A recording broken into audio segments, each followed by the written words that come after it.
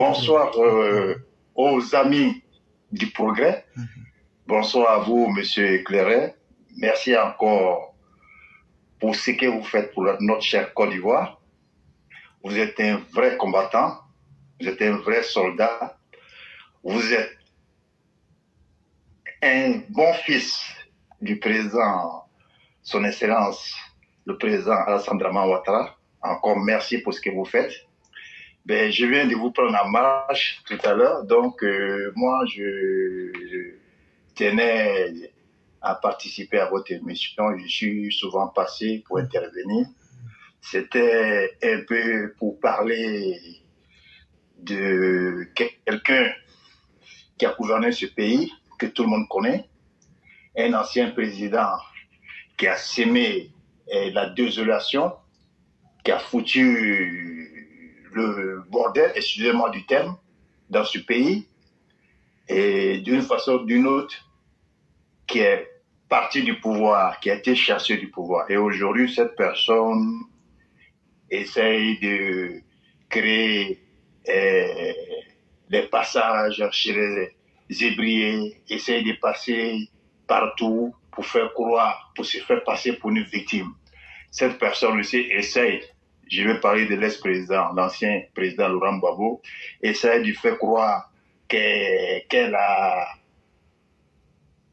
fait du président Alassane Ouattara candidat exceptionnel en 2010. Alors que tout le monde sait qu'il n'a pas été habité par le Saint-Esprit pour faire du président Laurent Gbagbo candidat. Tout le monde sait qu'on lui a tordu le cou, lui-même, Laurent Gbagbo, par rapport aux accords de Linas Marcoussis, par rapport aux accords de Pretoria. Donc encore une fois, moi je reviens toujours, il veut se faire passer pour la victime, pour juste faire en sorte que son nom soit sur la liste électorale et créer la désolation. Encore une fois, moi j'interpelle mes frères et sœurs, il faut qu'on communique toujours là-dessus. Il veut juste, il sait qu'il ne peut pas battre le président Alassane Ouattara, même l'opposition toute réunie. Il veut juste être sur la liste et créer une désolation. Donc, il faut que nos frères, il faut que nos cadres du RHDP ne soient pas dans l'émotion pour dire qu'on va essayer, comme il ne pèse plus, on va le mettre sur la liste et puis aller. Si on va sur la liste et on le met sur la liste, ça sera une crise post-électorale qui fera plus de 10 000 mois même, ça sera plus que ce qui s'est passé en 2010. Parce que ce monsieur, depuis 1990, à chaque fois qu'il a participé à l'élection, lui, il a toujours gagné, lui, on l'a toujours volé. Donc là, c'est un téléchargement, comme on le dit, du Centre national des théâtres, comme ils ont fait en 2020, CNT, qu'ils sont en train de mettre en place. Ils sont en train de réfléchir comment ils vont déstabiliser. Et nous tous, nous savons que le président, son Excellence Alassane Ouattara, est resté au Golfe pour le déloger depuis le palais. Donc, tout ce qu'ils sont en train de créer, je pense que c'est peine perdue. Mais moi, j'interprète toujours, il ne faudrait pas qu'on se dise qu'il ne pèse plus, il pèse 10%, on va le mettre sur la liste, et puis, si on le met sur la liste, c'est encore pour créer une crise post-électorale qui ne dira pas son nom. Encore une fois, moi, c'était juste ça, c'était pour intervenir, et puis, que ce soit Soro, que ce soit Bleu Goudé, je pense que Soro, faut le laisser mourir de son propre poison. Il est mort militairement, il est mort politiquement. La seule personne qui pouvait régler le problème de Soro, c'était le président de son Excellence Alassane Dramane Ouattara. Et lui-même, il s'est tué, donc il faut le laisser mourir de son propre poison. Afi N'Guessan, tout le monde connaît son jeu aujourd'hui. Il est en train de surfer, il veut juste l'électorat du Gbagbo, parce qu'il sait que lui, sa base, son électorat est juste dans le Moronou. Il n'a pas un électorat national, il a un électorat local.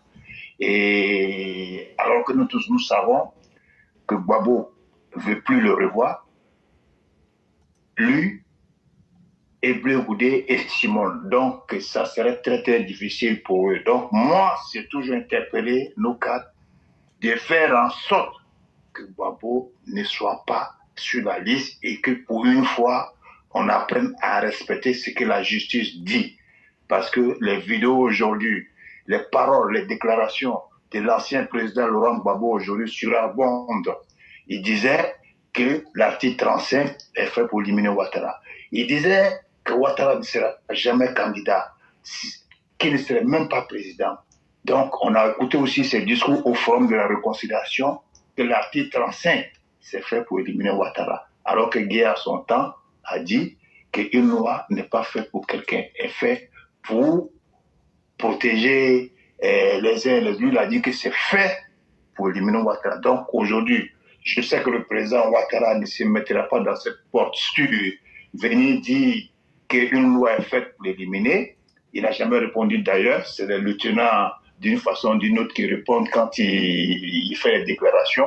Et puis comment quelqu'un qui veut être président de la République, qui aspire à revenir au pouvoir, peut venir parler du Mouchi, mais en disant tu bois tête. Mais ça ne se fait pas. C'est pour ça que je dis que c'est un populiste. Un populiste, c'est juste dire ce que les gens veulent entendre, mais c'est de venir pour ne rien faire, venir s'aimer la désolation et la tristesse. Donc encore une fois, moi c'était pour vous interpeller sur ça, pour ne pas que faire en sorte, pour ne pas qu'il soit sur la liste, même si c'est jour les sentimentales, il se joue les victimes. Il ne faudrait pas qu'on ait pitié de lui. Parce que lui-même n'a pas pitié de lui là où il est là. Donc voilà, juste c'était mon intervention. Voilà. Et je vous remercie encore pour ce que vous faites pour notre pays. Merci encore pour vos lives et ce que vous faites pour le pays. Merci encore, M. Claret. C'était juste mon intervention de ce soir. Merci beaucoup. C'est à vous qu'on dit merci parce que venir donner vos idées, c'est le plus important. Mais dire surtout des choses utiles comme vous venez de le faire, c'est encore un cadeau que vous nous offrez. Et faites-nous confiance. Laurent Gbagbo, là, il a fait quoi et puis on va avoir pitié de lui? Laurent Gbagbo, est-ce que lui-même il a pitié de lui-même? Et puis de toute façon, quand je prends des gens comme Marius Komoué qui vont sur Live TV, je crois bien c'était là-bas, ou bien je ne sais plus, et c'était sur le Grand Talk de Live TV, c'est ça? Mais M. Marius Komoué, ne pensez pas parce que vous passez à la télévision ivoirienne que votre parole là, ça vaut de l'or. Non. Vos derniers propos, et je les cite, concernant l'éligibilité et l'inscription de M. Laurent Gbagbo sur la liste électorale, je demande pardon au président Alassane Ouattara. Je le dis et je répète qu'il fasse preuve de magnanimité, qu'il accorde son pardon. Il a lui-même vécu une situation similaire où deux régimes l'ont empêché d'être éligible et d'avoir son nom sur la liste électorale. Il sait ce qu'il a ressenti et connaît les souffrances que cela engendre. On dit que M. Laurent Gbagbo a été condamné à 20 ans de prison pour braquage, alors même qu'il n'en est pas l'auteur. Et c'est ça, c'est la partie là, c'est la phrase là qui a gâté tout. Alors Laurent Gbagbo n'a pas été auteur du braquage. C'est vous qui le dites, ou bien c'est Laurent Gbagbo qui le dit? Monsieur Marius Komoué, vous voyez comment être intellectuel, c'est un exercice qui est difficile. Mais quand on veut saupoudrer cela avec la malhonnêteté, nous autres, nous sommes très lucides, chers messieurs. Personne n'a accusé Laurent Gbagbo d'être l'auteur. Ce sont les faits qui ont avéré Laurent Gbagbo. Et lui-même, ses propos, il le dit. Et si vous ne le savez pas, M. Marius Komoué, vous permettrez que je vous fasse jouer cette vidéo. Quelques années en Belgique, en attendant que vous soyez acquitté, vous l'avez été, vous êtes revenu au pays depuis 3 ans maintenant, et vous êtes en train de vouloir à nouveau être candidat, mais pèse sur vous une condamnation de 20 ans qui ne vous permet pas d'être éligible. Comment vous allez faire pour être candidat lorsqu'on sait que vous avez ce coup près-là qui vous interdit d'être candidat? C'est tout ça la bataille. C'est tout ça la bataille. Mais pour faire court et expliquer, cette condamnation vient du fait qu'on m'accuse d'avoir braqué la BCEAO, c'est-à-dire la Banque centrale des États de l'Afrique de l'Ouest. voyez-vous Gbagbo Laurent en train d'aller braquer une banque. Vous n'avez pas donné d'ordre d'aller braquer cette banque? Bon, donc, c'est grotesque. C'est grotesque, mais c'est tout ça la bataille. C'est-à-dire que on ne recule devant rien pour nous contrer.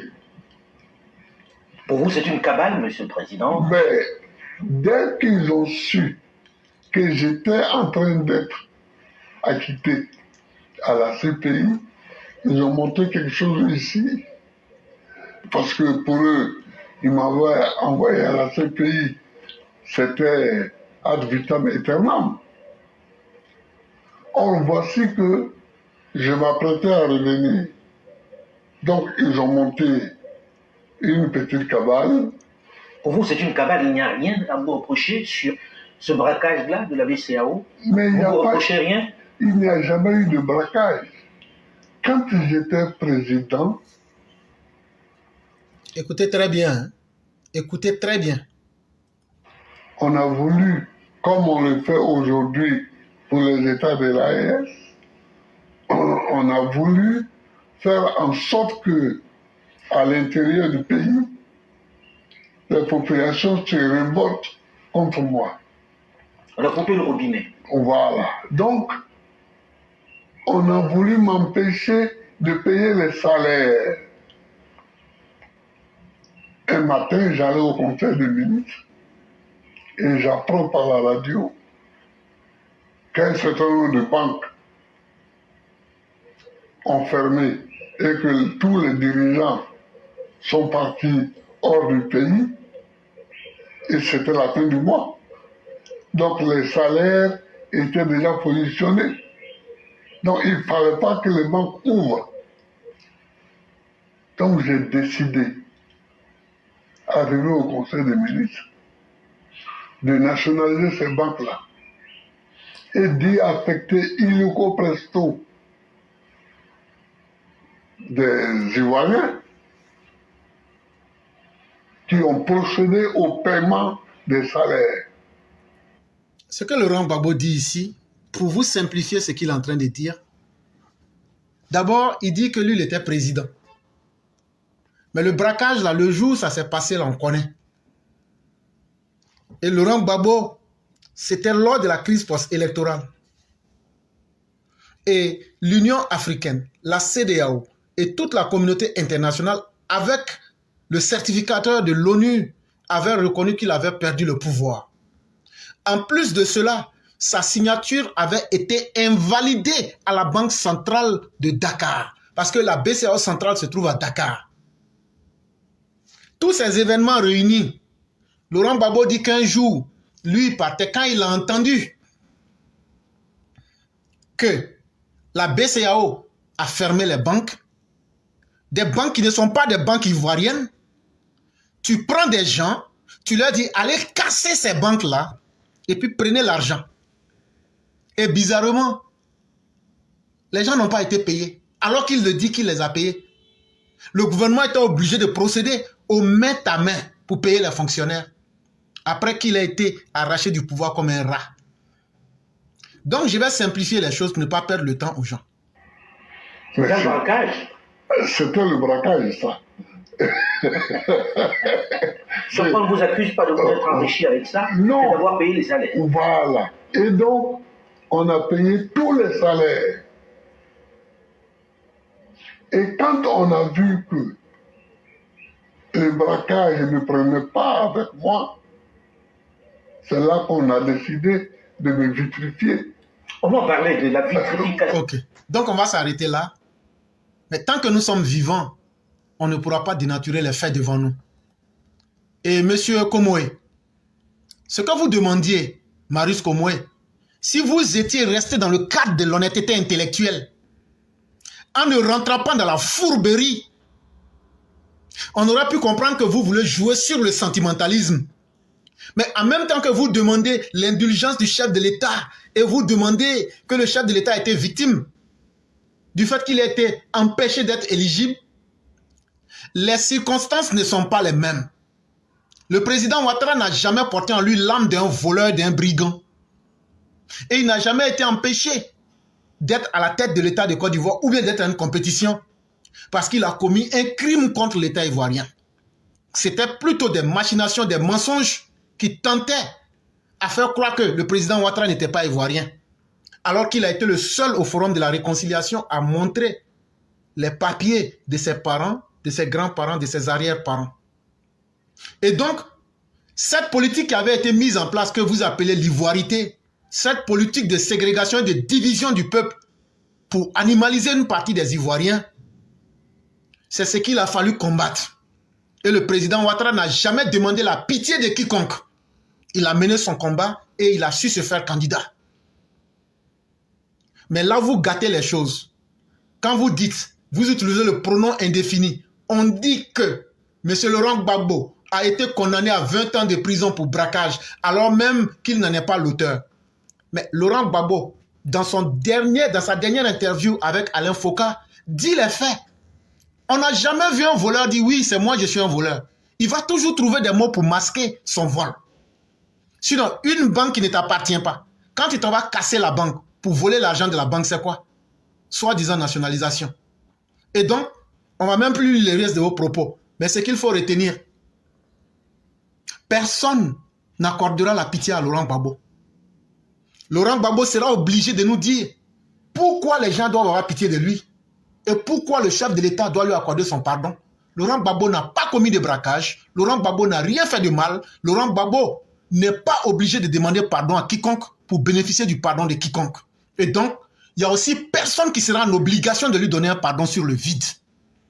Si Laurent Gbagbo n'a rien fait, de la même manière qu'il n'est pas obligé de demander pardon à quelqu'un là, c'est comme ça aussi que personne n'est obligé de lui donner un pardon. Sur la base de quoi? Si le président accorde un pardon à Gbagbo, alors que toi-même dans ton deuxième paragraphe, tu dis qu'il y a un pronom indéfini, on ne sait même pas qui a accusé Laurent Gbagbo. C'est ta mauvaise foi et ta malhonnêteté intellectuelle que tu veux cacher. Cher frère, ça ne marche pas avec nous.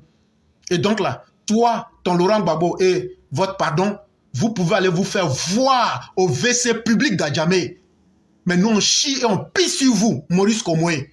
Laurent Gbagbo, là, s'il est vraiment fâché, là, il n'a qu'à aller créer sa rébellion.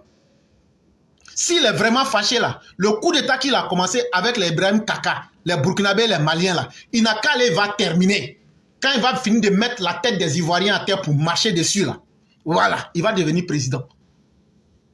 On préfère, comme l'a dit le frère, que Laurent Gbagbo reste dans l'illégalité. Et on va le mater, lui et ses partisans, dans l'illégalité sans état d'âme. On préfère ça que d'aiguiser notre propre couteau. On va le rendre éligible au nom de quel principe? Parce que sinon on est les gentils. C'est qu'eux n'ont pas accepté de faire pour Ouattara. Alors que Ouattara était dans sa vérité, nous on n'a qu'à accepter de prendre leur mensonge comme une vérité et puis nous condamner pour nous remettre à l'histoire, jamais de la vie. Le président le dit toujours, la loi pour une fois sera respectée. Et nous sommes prêts à assumer toutes les conséquences. Parce que partout où on va aller, là, on va demander dans quel pays du monde on ne respecte pas la Constitution. Dans quel pays au monde? Sarkozy a fait la prison. Le président Donald Trump, ici, il était devant la justice. Laurent Gbagbo, lui, il est qui? On a voulu m'empêcher. Laurent Gbagbo, si tu étais quelqu'un qui en valait la peine, là, on n'allait pas te cueillir comme un fruit pourri quand tu étais au pouvoir, avec tes miliciens, avec tes escadrons de la mort et avec tout ce que tu avais et tout ton plan macabre pour te maintenir au pouvoir.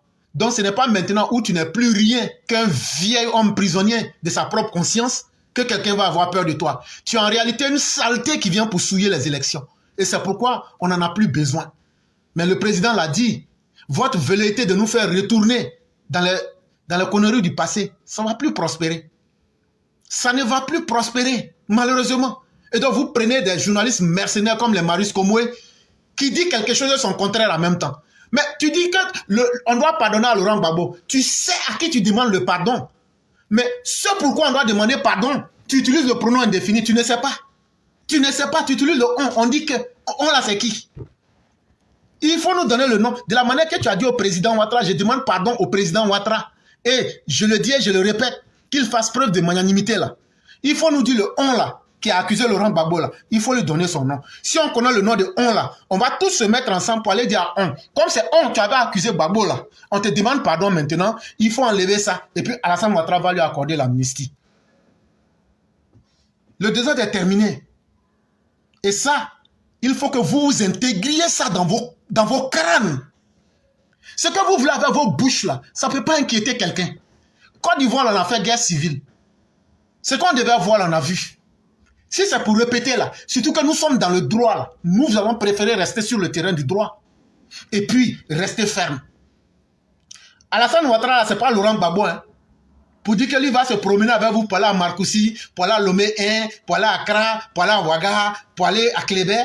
Alassane Ouattara, là, il s'appelle Alassane Ouattara. On va s'assumer. Et le temps du désordre est terminé. Et donc, chers frères, vraiment, merci beaucoup. Si on rappelle les faits avec tout ce qu'il faut, ça peut rafraîchir la mémoire des uns et des autres. Et ils vont comprendre que nous ne sommes pas dans un amusement. Vraiment, nous disons merci aux frères. On va donc continuer avec les autres personnes qui sont là. Merci infiniment à chacun.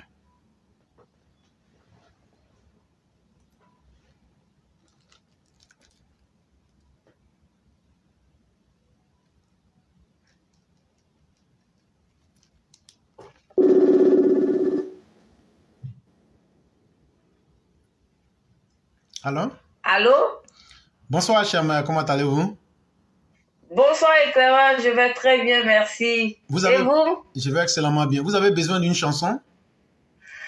Bah, allez-y, j'écoute. C'est l'automobile qui va à la ville, on l'attend de loin. Allez, coin, coin, coin. Allez, coin, coin, coin. C'est le lundi matin, on doit aller au boulot. C'est le lundi matin, on doit aller au boulot.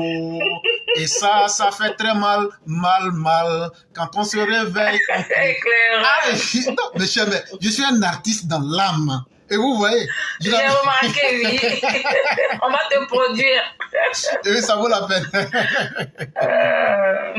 Et ça, vraiment, tout va bien, j'espère. Oui, grâce à Dieu, on ne se plaint pas. Et de votre côté? Oui, ça va, merci. Dieu merci. Après une journée de boulot, voilà, on est là, voilà, pour quand même donner de la voix, voilà. Donc, merci beaucoup de me permettre d'intervenir. Je dis bonsoir à tout le monde et je dis merci à vous, éclaireurs, pour tout ce que vous faites. Et en tout cas, ici, on est sur la plateforme de la vérité. Donc, on ne remet pas en cause toutes les informations que vous nous donnez. Et vous nous les donnez en temps réel. La preuve, vous venez de nous dire que voilà, un gendarme a été pris la main dans le sac pour avoir fourni des informations qu'il ne fallait pas.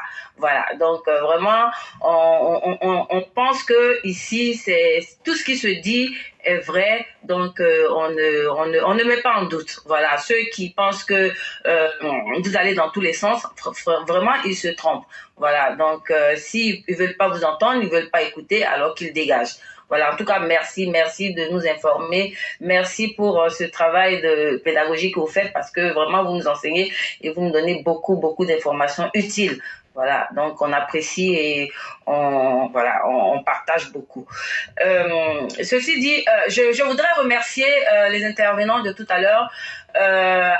Cher frère Amara, le frère Ismo, merci pour ton intervention.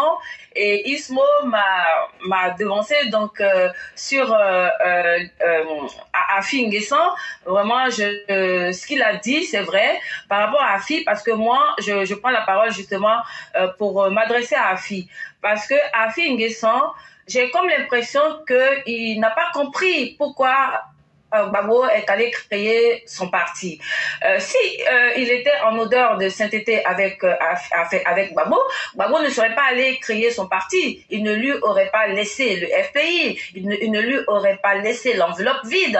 Aujourd'hui, Afi Nguessan qui demande que l'opposition se mette derrière Gbagbo, qui invite Gbagbo à fédérer toute l'opposition parce que Afi, il sait très bien que Gbagbo n'est pas sur la liste électorale. Donc, ce à quoi Afi joue, en fait, avec ces 2%, il espère que si Gbagbo n'est pas de la course, si Gbagbo n'est pas retenu, eh ben, il pourra vraiment récupérer tous les militants de Gbagbo Laurent. Vraiment, Afi, il se met le doigt dans l'œil. Parce que Afi, il est vomi, comme le frère l'a dit tout à l'heure, dans le Moronou. Afi ne pèse que 2%. Afi ne s'assume pas. Afi, c'est une femmelette. Et donc, moi, je pense que ce monsieur, il est vraiment, c'est sa mort politique qu'il est en train de signer, en fait. Voilà. Donc, il ne pourra rien apporter aux Ivoiriens et il est en train de vouloir essayer de séduire Gbagbo qui, au fond, l'a vomi, l'a rejeté. Voilà. Et donc, moi, je pense que Afi, il devrait vraiment revoir sa copie. S'il pense qu'il n'a pas d'offre politique, s'il pense qu'il n'a plus d'inspiration en politique, eh bien, qu'il prenne sa retraite. C'est si simple que ça, parce que faut pas qu'il croie que parce qu'il s'acharne au fond sur la candidature probable du président Ouattara. Voilà pourquoi il fait souvent des sorties de route. Voilà pourquoi il est dans des menaces. Voilà. Et donc moi, Afi, c'est quelqu'un qui me sort par les pores. Vraiment, quand je l'entends, il m'énerve tellement, et de savoir qu'il est de ma région, vraiment, ça m'énerve encore plus. Voilà. Donc, Afi, s'il te plaît, il faudrait que tu arrêtes. Voilà. Parce que Gbagbo, il n'est pas sur la liste et c'est pas Gbagbo qui va être chef de file de l'opposition. Parce que Bredoumi, lui aussi, est sorti pour espérer, pour demander que tout le monde se mette, toute l'opposition se mette derrière Tidiane Thiam. Voilà. Donc, je pense que cette opposition émiettée, cette opposition qui se cherche et qui au fond, n'ira peut-être pas aux élections, mais qui est dans des plans de déstabilisation. Voilà.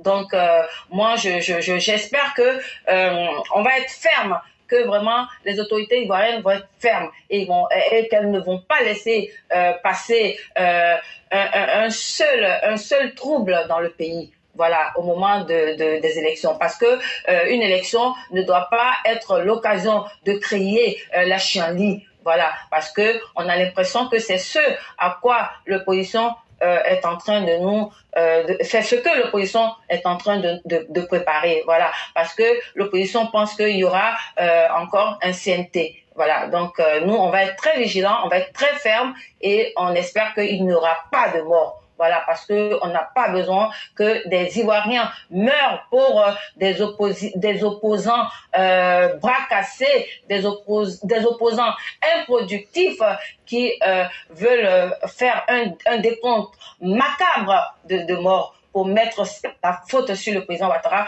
pour entacher le mandat ou la gestion du président Ouattara. Eh bien, ça va pas se produire. Voilà, c'est ce que je voulais dire. Mais en tout cas, éclaireur par rapport à ce que vous étiez en train de dire par rapport à Marius Komoé, là. Moi, la dernière fois, j'étais montée sur un panel et je disais que le problème de Gbagbo relève de la justice et ce n'est pas politique, voilà. Mais il y avait un gars qui m'a dit, oh non, c'est pas politique, c'est c'est aux députés de voter une loi. Mais alors que Gbagbo se tourne vers l'Assemblée nationale pour que l'Assemblée nationale vote une loi d'amnistie. Mais ce n'est pas au président Ouattara qui vont pas prendre le président Ouattara au sentiment pour que le président Ouattara aille décider de l'amnistie de Gbagbo. Et comme le frère l'a dit tout à l'heure, non, il n'en est pas question. Et donc, Gbagbo ne sera pas sur la liste. Il n'ira pas pour la présidentielle parce que quand Gbagbo est dans quelque chose, quand Gbagbo est dans une élection, on sait comment ça se termine. Voilà. Donc, Gbagbo, qu'il prenne sa retraite politique et qu'il nous laisse tranquille. Voilà ce que je voulais dire. Merci beaucoup. Bonne soirée à tout le monde. Merci infiniment, chère mère. Et c'est nous qui sommes plus que heureux de savoir que les gars commencent à revenir à la réalité. Aujourd'hui, ils commencent à faire confiance à nos institutions. Et ça, déjà, il faut dire merci au président Ouattara. Ça veut dire que la leçon commence à passer. S'ils savent aujourd'hui que leur affaire peut se traiter à partir de l'hémicycle, c'est-à-dire de l'Assemblée nationale, mais ils ont des députés. En plus, ils ont aussi leurs amis du PDCI. Mais qu'ils fassent un projet de loi, qu'ils déposent Et puis, on n'a plus besoin de demander parce que Ouattara a tellement peur de Gbagbo. Mais depuis quand quelqu'un, c'est celui qui a peur, là, c'est à lui on demande de faire faveur à celui qui n'a pas peur. C'est Ouattara qui a peur de Gbagbo. Mais bizarrement, vous demandez à Ouattara d'avoir pitié de celui qui le fait peur. Ça, c'est quand même bizarre, hein? C'est une logique assez stupide. Mais c'est vous seul qui le comprenez. Et cher mère, pour Afi, moi je l'ai dit, hein, il faut qu'Afi se renseigne très bien. Quand il a été attrapé la toute dernière fois en 2020, où il avait porté un soutien-gorge rouge avec des slips roses, là, il faut qu'il se renseigne sur le prix. Parce que les choses vont aller tellement vite qu'il risque d'avoir un accoutrement qui soit peut-être trop serré ou trop gros. Donc, quand il parle comme ça, et puis il joue les durs là, j'espère qu'il a pris suffisamment le temps de se renseigner sur les prix des dessous, surtout qu'il aime la couleur rose, avec les soutiens-gorge, qu'il prenne le temps de bien se renseigner et de payer ce qui lui va bien. Parce que les choses ne seront pas faciles et le bis repetitas de 2020, ils n'auront pas cette occasion-là. On va étouffer toutes vos velléités. C'est nous, on vous parle. Et c'est là qu'on demande aux populations de tout mettre en œuvre. Je ne sais pas si Afi et nous, on se comprend bien, mais cher mère, j'ai envie de lui parler en moré. Peut-être que ça va aider, puisque lui-même aussi, on dit qu'il y a une partie qui vient de là. Donc, je vais essayer de lui parler en moré. Ça ne sera pas le meilleur. Hein. Biga Yabouin. Mansour la Zina Bilifou. Pour pas la ligri kaye. Manchouri. Faut pas parler dans nos politiques de Kolowar. Si les Ivoiriens ont tarpeli, vous mourir, ni wende. J'espère. Moi, j'ai fait le mot qui n'a pas souci. J'ai passé mon bac là-bas, mais est-ce que vous je n'ai pas appris le mot comme tu... Est-ce que vous pouvez traduire ce que j'ai dit? Est-ce que vous pourrez traduire? Ce que je sais, c'est Manzougrou. Pardon. Ok. Biga, ça veut dire mon garçon, qu'est-ce qu'il y a? Et Yabouin, ça veut dire y'a quoi? Manzougrou la zina bilifou. Mon garçon, je te demande pardon. Faut te calmer. Pour pas la ligrikaye, ça veut dire tu joues les nouvelles mariées. Pour pas la ça, c'est nouvelle mariée. Ligrikaye, ça veut dire il n'y a pas l'argent. Comme tu n'as pas eu l'argent à Ouattara, tu voulais être nouvelle mariée de Ouattara. Pour pas la ligrikaye, Manzouri. Faut pas vous voir parler dans politique de Kolowar. Ça veut dire, je te demande pardon. Faut pas mettre ta bouche dans politique de Kolowar, dans la politique ivoirienne. Parce que si les Ivoiriens avec Z ont tarpé lui, vous êtes mourir ni wende, ça veut dire, ça sera votre terminus. Donc, à bon entendeur, salut. Peut-être que si on parle comme ça, en langue locale, il comprendra très bien de quoi il est question.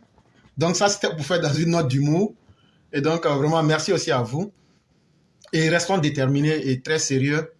Aujourd'hui, nous parlons au RHDP de la vie des Ivoiriens et de tout ce qui est sérieux pour l'ensemble des Ivoiriens.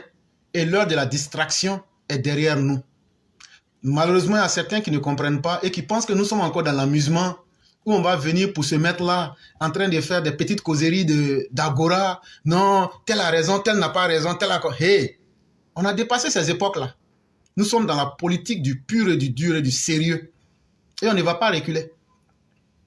On ne va pas reculer. Et je crois qu'on vous le dit. Mais vous sous-estimez notre détermination. Mais on ira jusqu'au bout. Et chers mères, vraiment merci de votre combat. Merci du temps que vous prenez, quand bien même qu'il soit assez tard à Paris, pour pouvoir vous exprimer. Nous vous disons encore merci. Et on va vous souhaiter une belle nuit avec tout le bonheur.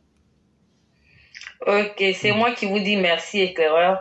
Franchement, merci pour tout ce que vous faites.